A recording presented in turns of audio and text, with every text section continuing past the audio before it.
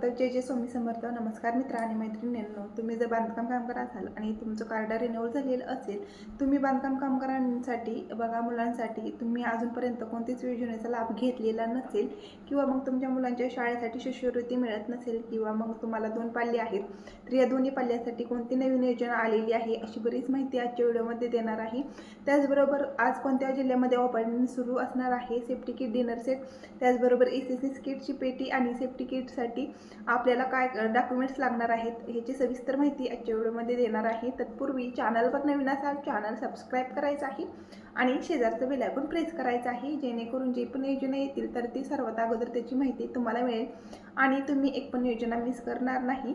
तर महाराष्ट्र शासनाकडून आपल्याला 32 प्रकारचे क्लेम मिळतात. त्याच्यामध्ये बघा आता महाराष्ट्र शासनाने 32 क्लेममध्ये अजून एक क्लेम मिळवलेला आहे, अजून एक नवीन योजना आणलेली आहे. बघा 13 जुलै 2026 पासून 4 योजना ह्या ज्या आहेत तर ह्या लागू झालेल्या आहेत. तर याची बरीच माहिती व्हिडिओमध्ये देणार आहे. बघा महिला प्रसूतीसाठी सुद्धा नवीन योजना आलेली आहे. मुलांच्या बांधकाम कामगारांच्या मुलांच्या शैक्षणिक शाळेसाठी शिष्यवृत्तीसाठी सुद्धा काही वाढ करण्यात आलेली आहे. त्याचबरोबर बघा मुलांना शाळेमध्ये जे काही वस्तू वाटप असणार आहे तर ते सुद्धा मिळणार आहे आणि कामगाराच्या मृत्यू त्याचबरोबर नैसर्गिक मृत्यू असेल, अपघात असेल किंवा दिव्यांग झालेला असेल तर अशा कामगारांना सुद्धा लाभ मिळणार आहे.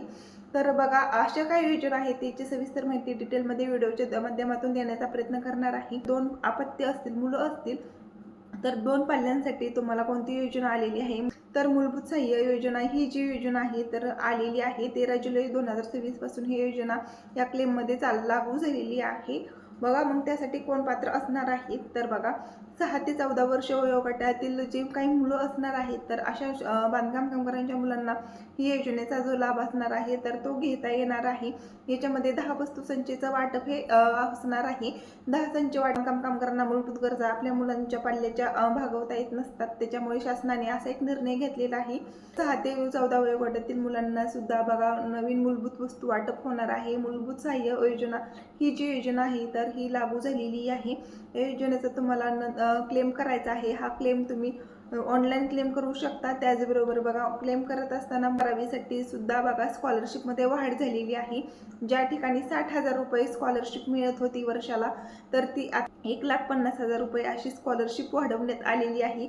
जे बांधकाम कामगारांचे मुलं जे असणार आहेत तर ते इंजिनियर असतील, डॉक्टर असतील तर त्यांना सुद्धा बघा वर्षाप्रमाणे 1,60,000 रुपये अशी शैक्षणिक शिष्यवृत्ती जी आहे तर ही देणार आहे. बघा आज कोणत्या जिल्ह्यामध्ये अपॉइंटमेंट सध्या चालू आहे. बघा महाराष्ट्र शासनाकडून राज्यामध्ये safety kit, dinner set, SSC kit, त्याचबरोबर 30 भांडी संच वाटप हे चालू आहे.